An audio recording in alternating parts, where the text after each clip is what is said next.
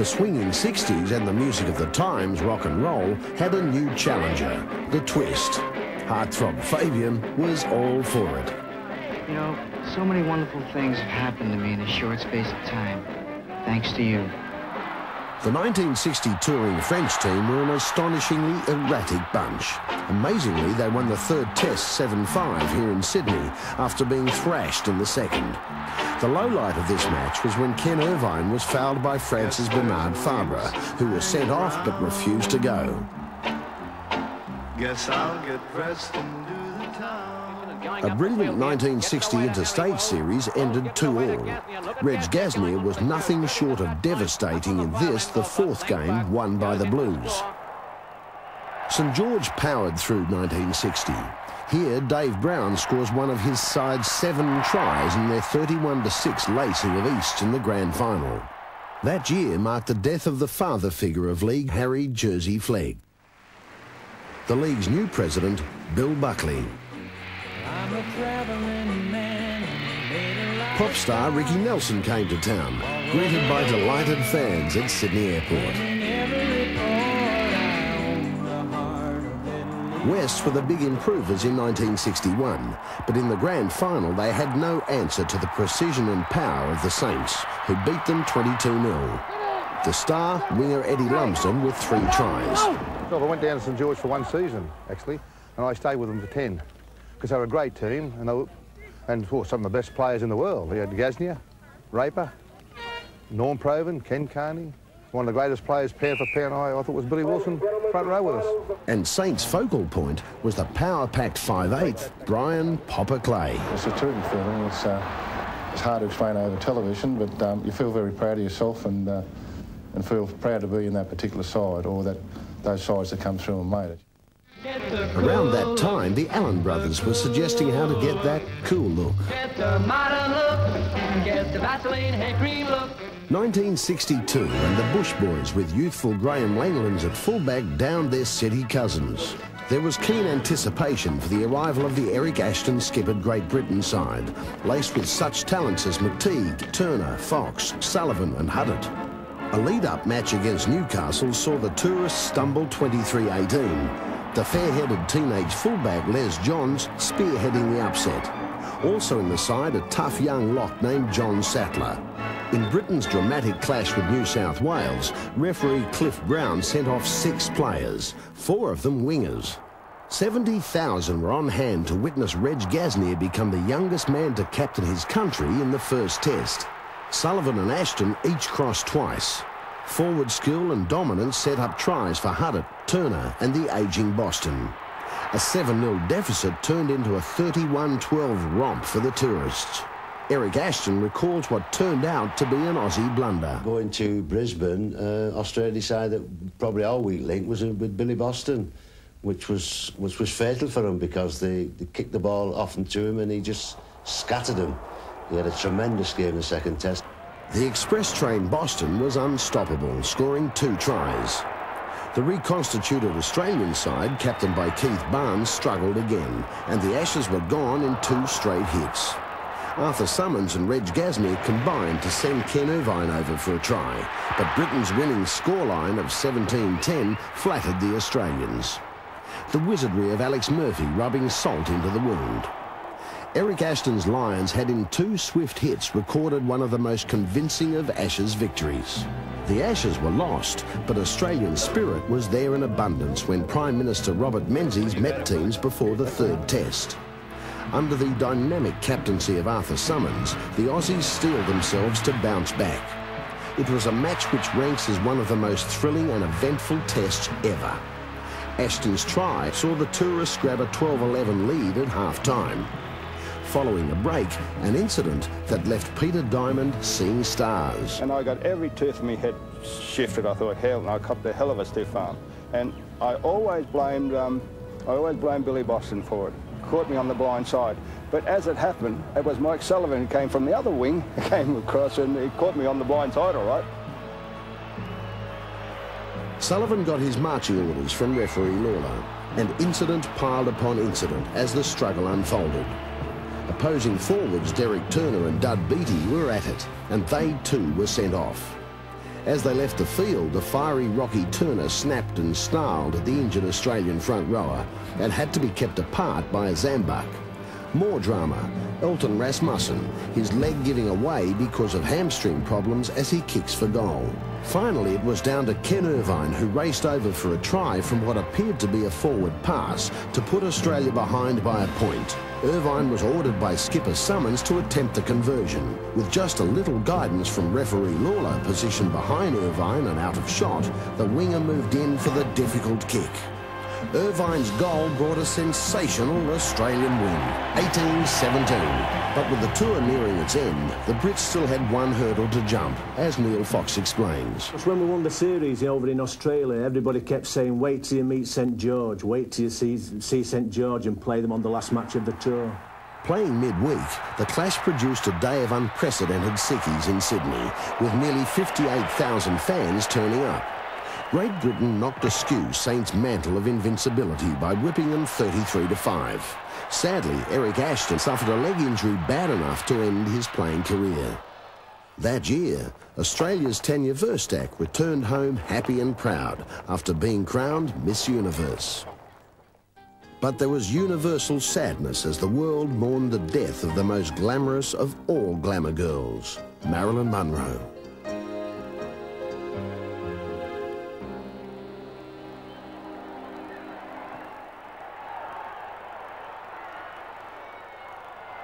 The West Saints Grand Final of 1962 was close and dramatic. Johnny King was to score the only try. Just before half-time, Norm Craven was flattened, and at the interval, Bluey Wilson pleaded with the players not to try and square up. Monty Porter reveals what happened immediately after the break. As Bill reached the 25, he got this hand behind the neck on the jumper, which held him back, and all Bill did was give him a nice backhander, but a backhander from the hand of Bill Wilson is probably equal to a left cross from a world heavyweight champion, and Jim Cody just hit the deck and blood spurted everywhere. With Wilson off and down 7-4, Peter Diamond towed through a loose ball and was tackled before he could attempt to ground it.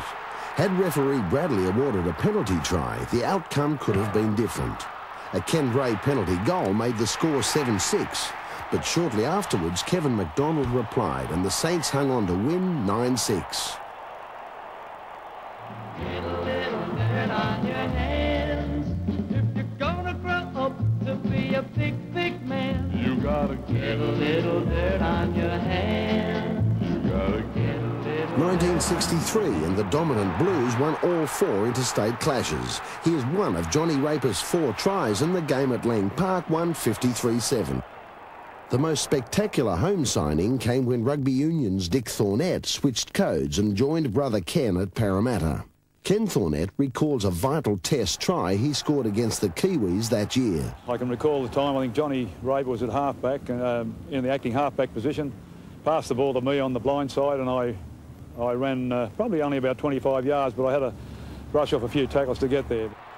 Thornett's try was the turning point in Australia's 3rd Test victory to clinch the series. The match produced this vicious brawl. Margaret Smith became the first Australian woman to win the Wimbledon singles crown. To the 63 Grand Final and some shock revelations from West skipper Arthur Summons of events before their clash with St George. The feeling we had that we were dudded on the day, one of our players arrived in the dressing room and said, if you've backed yourself, lay it off because the ref has backed St George. George Evans scores the opening try. The mounting penalty count favoured Saints 18-7, an easy kick for Gasnier, and Saints lead 5-0. Players were becoming unrecognisable by the time McDougall scored for West after the break. The score 5-3. Then Johnny King's controversial try. We tackled him near the sideline out about 25 metres, and we heard the call. We believe we heard the call. Play the ball. Anyway, King got up and kept running, and we got him again on the try line, but the try was scored and he awarded the try. Johnny King sees it this way. Well, why did you just keep chasing me? Why did you just try to tackle me and chase me the whole length of the field if you thought I should have played the ball? You believe you had a marker, which there wasn't, I said, and then you had the hide to tell me after a run the length of field, I run out and the linesman had his flag up. St George had triumphed again, 8-3. In the background, Herald photographer John O'Grady captured a mudcake Norm Provan consoling Arthur Summons. It was captioned The Gladiators and became the basis for the famous Winfield Cup. Arthur Summons was named captain coach of the '63 Kangaroos. St George's new whiz kid Graham Langlands was there too. Prince Philip welcomed the team to the first test at Wembley. With Summons injured, Ian Walsh took over the captaincy.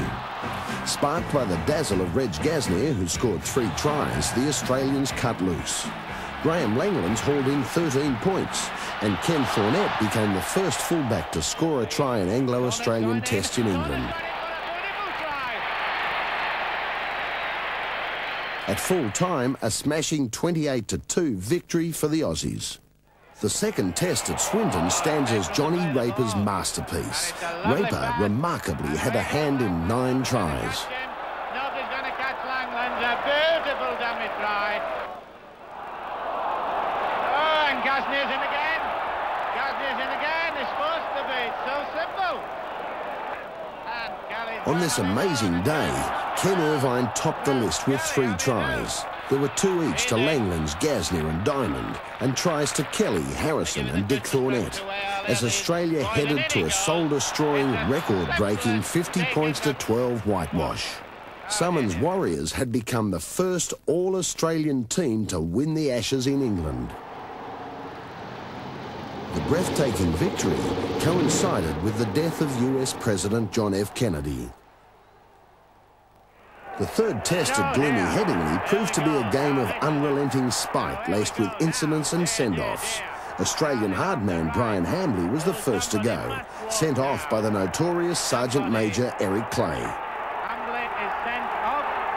Noel Kelly, never far from the tough stuff, remembers. It just makes me realise how violent it was in our days, you know. It was traditional when you played the Poms in our game. You just go out and bash Christ out of one another, you know, it was simple as that. Johnny Ward scores for Great Britain. Irvine scores Australia's only try. Kenny Irvine in for a try. Kenny Irvine in for a try. The 46th minute, and Cliff Watson knees Peter Diamond. Johnny Raper. And Cliff Watson has been sent off. Cliff Watson, number 10 minutes later, the most sensational incident involving Australia's Barry Muir. Anyway, as the playing went on, the ball has scrum went down, the ball shot out. Tommy Smalls dived for it. The ball was on the ground. I kicked for the ball, and of course, I missed the ball and kicked Tommy. Tommy went down, you know, and he fainted and complained that I kicked him, you know, where, and of course, Clay came over and just said off. And I said, oh, you've got to be kidding. I said, off. I said, what? Look at him. I said, there's nothing wrong with him. He's laughing. And I said, he's a pommy. Look at him, you know. He said, off, Muir, off, you know. And I said, oh, right. So I turned around and Kelly said, well, why don't you go and tell him, but you know what? I said, this could be the last time of anything. Well, I might as well give him a razzle-dazzle. So I said, you know, Clay, I said, you can go and get, you know, so there. 5/8 David Bolton kicked judiciously and was Britain's star that day. The final score, England 16, Australia 5. With the Ashes in their keeping, the arduous tour rolled on as the Roos readied themselves for the Tour of France.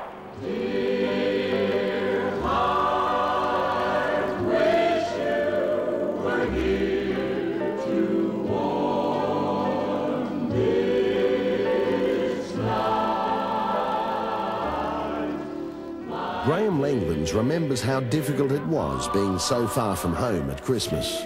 Everybody gets a bit sentimental, and you really got to stick together then, because blokes feel as though they want to go home. They want it next day. As soon as they hear their wife's voice or the kids, they want to pack up and go. In France, the Kangaroos faced a heavy 14-match schedule and showed their quality as they defied a particularly strong challenge to take the series 2-1. The Kangaroos brought home the Ashes in triumph. Theirs was a landmark tour, a champion team and a team of champions. By the mid-60s, the Gold Coast surfers paradise was about to undergo a massive high-rise facelift. Australia's sunshine and a record £12,500 sign-on fee was sufficient to entice champion English forward Dick Huddart to St George. The man who garnered the deal, Frank Facer, was appointed the club's first full-time secretary. Manly took the same step with Ken Arthurson. The fading Frenchmen of '64 were no more than a pale shadow of the fabled teams of the 50s. The four mop-tops from England, the Beatles, arrived in a Sydney downpour, but a reception as warm as an Aussie summer's day. St George again cruised into the grand final, but the decider this time against Balmain was a tough affair. This is the only try of the day, a Saints classic. Bob Boland searches for an extra metre or two of distance with a penalty touch finder. A brilliant catch by Saints fullback Graham Langlands. He sets off downfield, links up with Billy Smith, who cuts out Gasnier and positions Johnny King for yet another grand final try. St George win 11-6 and march to their 9th straight premiership. In changing times, high-profile sportsmen such as cricketer Richie Benno were in the spotlight off the field as well as on it. The same applied to South's glamour winger Mike Cleary. I did take up male modelling, which was unheard of. I suppose I was the Andrew Eddinghausen of the 60s. And because of that stage it was regarded as being effeminate, I got branded Michelle, and they used to say, lift up your skirt and run and hit him with your handbag and all that sort of thing. The '65 grand final saw a meeting of the two great rivals of post-war football, Saints and Souths. The official attendance at the SCG was 78,056, but unofficial estimates put the actual crowd as high as 90,000. The potential that was there for disaster that day, fortunately, didn't materialise. A Billy Smith try for St George and 2 penalty goals by Souths, one a long ranger by Kevin Longbottom, saw Saints lead 5-4 at half-time. The vital breakthrough came when Johnny King scored the Dragons' second try, taking his tally to 6 consecutive grand final tries. 5 minutes out, an Eric Sims goal drew Souths within 4 points. Saints prevailed to win their 10th straight premiership. The score, 12-8. The match provided a magnificent finale for St George captain-coach Norm Provan, who'd played in all 10 St George grand final victories. Norm believes that the club had a special recipe for success. It was because they kept the nucleus of a side there and kept building around it, and they never let that nucleus get away. They always brought players in to keep strengthening it. Decimal currency came to Australia, causing more than a little confusion as shoppers and traders wrestled with the sums. The winter of 1966, and the Aussies go into battle against the British, with Ian Walsh leading the home side. The first test, and Cliff Watson barges over for a strong try. 4 penalty goals by Keith Barnes gave the Aussies an 8-7 lead at half-time. Tommy Bishop regains the lead with a neat field goal. A try to Hardesty follows, and shortly after, Burgess steps out of King's tackle and dives over to give the Lions a 17-8 lead. This young fan could already taste the bitterness of defeat. Just before full time, a converted try by Newcastle pivot Gary Banks, but too late. Brian Edgar's British side deserved winners 17-13. For the second test in Brisbane, Walsh survived a move to sack him as captain-coach. Selectors gave him the more experienced Noel Kelly and Dick Thornett to toughen the forwards. This time there were many violent clashes, one culminating in the sending off of Bill Ramsey, charged with kicking an opponent. The result hung on penalty goals, the accurate boot of Keith Barnes getting Australia home 6-4. In Balmain's upset win over the tourists, Britain's Tommy Bishop was accused of striking a touch judge. He denied the charge, and it was reported that he'd submitted a written apology. Tommy tells it differently. Will Spavin, the manager at the time, he wrote the letter, and he signed it too, because I didn't, because I had nothing to apologise for, really. 63,500 fans turned up for the deciding test in Sydney. It was on this day a beefy 21-year-old named Arthur Beetson made his unforgettable test debut, setting up the first 2 tries for Irvine and King. Beatson, despite a recurrence of a shoulder injury that kept him out of the first 2 tests, played on until half-time. At the break, Australia 8-2. Watch here as Britain's number 19, Cliff Watson, nudges Peter Diamond in the back. The incident sparks plenty of fireworks, and referee Pearce sends off Watson. Shortly afterwards, a wicked stiff arm by Diamond on Bill Bryant that leaves the crowd gasping. Then a try to Hardesty against the run of play, bringing the Lions to within a point of the lead. Fans are on their feet 20 minutes out when Les Johns makes a break and sets up a try for Irvine. The Great Britain players are furious, claiming Irvine knocked on. Cole Pearce explains. Well, it wasn't a knock on. A knock on is one come from the hand or arm. The arm goes from the top of the shoulder, from the arm right down to the tip of your fingers. But when it hit him on the shoulder, that in my opinion, was a rebound. And it could have gone forward or backwards, made no difference to me, but it went backwards. And I awarded the try because there was great consternation. Tommy Bishop jumping in the air with the rest of them, but I awarded the try, and that was all there was to it. Minutes later, Ron Lynch sneaks under several tacklers to score. 12 minutes out, more controversy, as Hardesty makes a break, but is illegally tackled by Les Johns. I sort of thought, well, you know, it's him or me, and I dived to see if I could lock the ball and him together at the same time, but he hadn't quite arrived at the ball, and I got him without the ball. Pearce awards a penalty try. With the Ashes still hanging in the balance, John sets up Irvine for his 3rd try. Minutes left, and with Australia leading 19-14, a brawl breaks out. In the middle of it is Billy Smith, mixing it with the heavyweights. Watch here as Ned Kelly flattens Dave Robinson, who is laid out cold. Referee Pearce takes no action as the bell sounds. Australia retains the Ashes after an incident-packed encounter. A triumph for captain-coach Ian Walsh. It was a year of pressure for Walsh, the new captain-coach of St George, who had maintained their momentum admirably. Opposing them in the grand final were Balmain, who had put together 11 wins in a row at the start of the season. On the big day, St George battered them into submission. Langland 7 goals, tries to Pollard, Huddett, and one to the law student Kevin Ryan, wrapped up an astonishing 11 straight for the Dragons.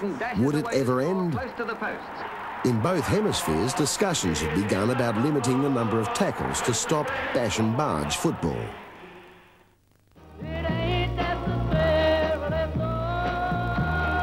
Australians weren't unanimously on side when US President Lyndon Johnson came visiting. He was greeted with angry demonstrations. The issue was Vietnam. If your number came up in the conscription ballot, you were more than likely off to war. Sportsmen like Doug Walters got the call, and rock star Normie Rowe too, farewelled by tearful fans.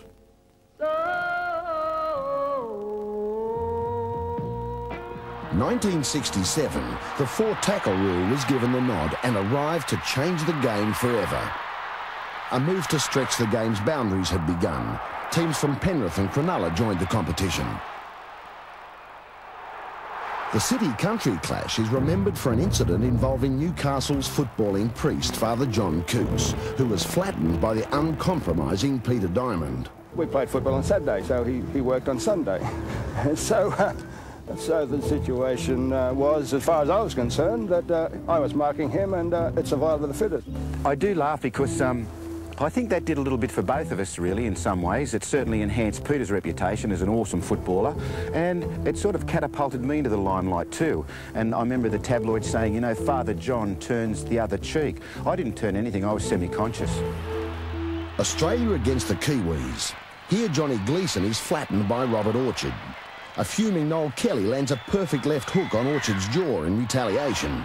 An all-in brawl erupts and referee Pearce sends off Kelly and Orchard. Australia went on to beat a solid New Zealand team 3-0. George Tailforth's goal for Canterbury in the final was an historic moment. It brought down the curtain on Saints' reign, the champs going down by a mere point. Ian Walsh. 4-tackle rule, they said, is the rule that beat St George. It didn't beat St George. We were minor premiers. We were first past the post. Actually, there was a few of us getting old, including myself. We had 1 or 2 others that are past their best, and Even if we had have beaten Canterbury, I don't think we would have beaten South. Clive Churchill had been lured back to his old club Souths as coach. John Sattler became his captain. South's 67 grand final tussle with Canterbury, led by former Saints stalwart Kevin Ryan, was tight throughout.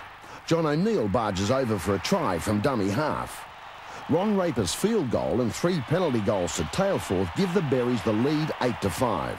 Just before half-time, the highlight. 22-year-old Bob McCarthy drags down a pass. I went over the halfway line and I started looking for my wingers, but Michael Cleary's back in the corner playing hopscotch in the corner, and Brian Jones, I don't know where he was, but so I had to go the full distance, and I got over the 25-metre line, my hamstring went on me, and anyway, I struggled at the try line. I got there, and let's just say it was a great moment for South Sydney. Kevin Longbottom takes this long-range kick. It hits the uprights. Referee Pearce, in doubt, consults his touch judges and finally rules against the goal. At 10-all, Eric Sims' pressure kick, 3 minutes out, lifts the Rabbitohs to a 12-10 victory.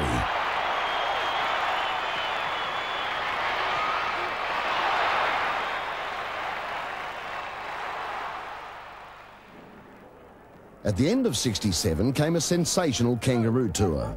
Captain coached by Reg Gasnier, Australia was a team overflowing with talent.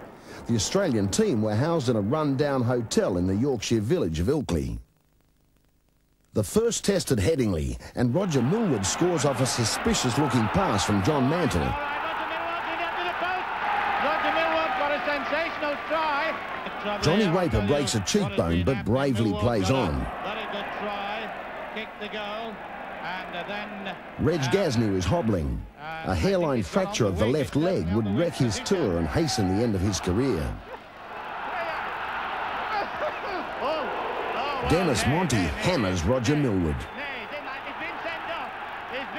In the end, Great Britain won the day 16-11, with Graham Langland scoring all of Australia's points.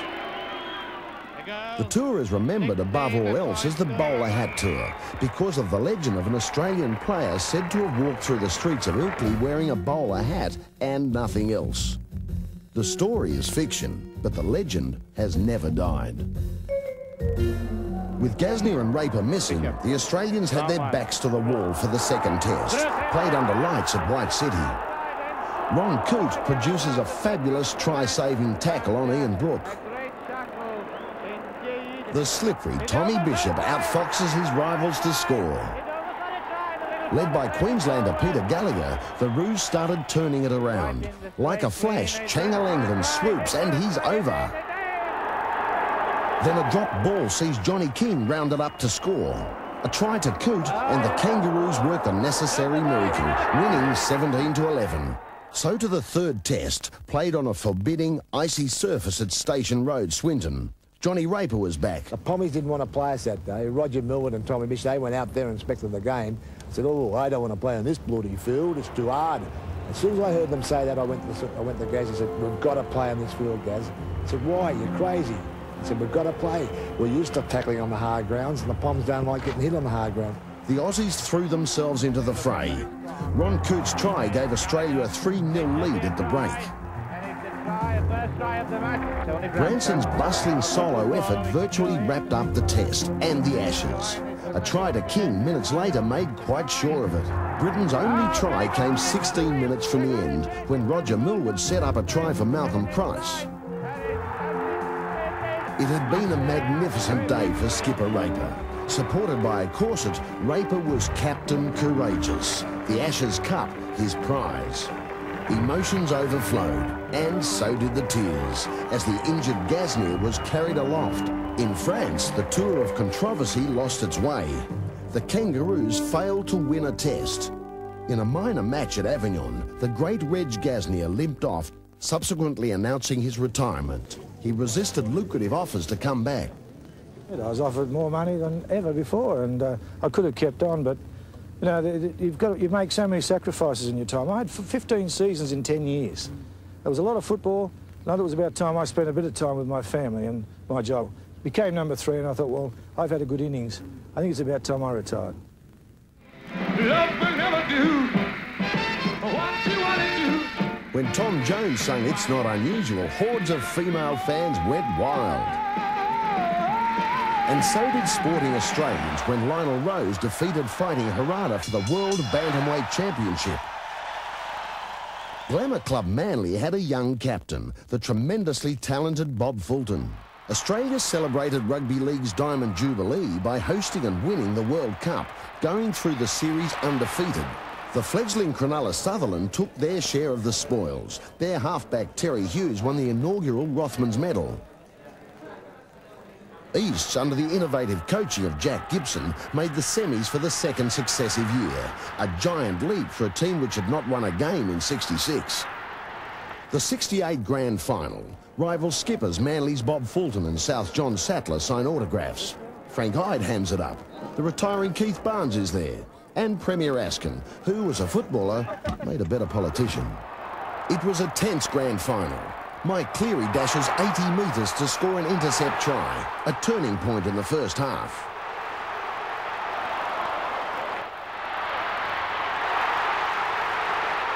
"15 minutes into the second half, a quick backline movement sees the ball fired out wide to John Morgan, who crashes over for Manly's only try. The usually reliable Bob Batty had a horror day with the boot, in contrast to Eric Sims, whose 5 goals made the difference. The score 13-9. The young Fulton congratulates Churchill. Souths had continued as league's champions. Give me a head with hair, long, beautiful hair, shining, gleaming, streaming, flaxing, waxing. Give me down to there, shoulder length. Season 69, and skipper John Sattler took an Australian team to New Zealand.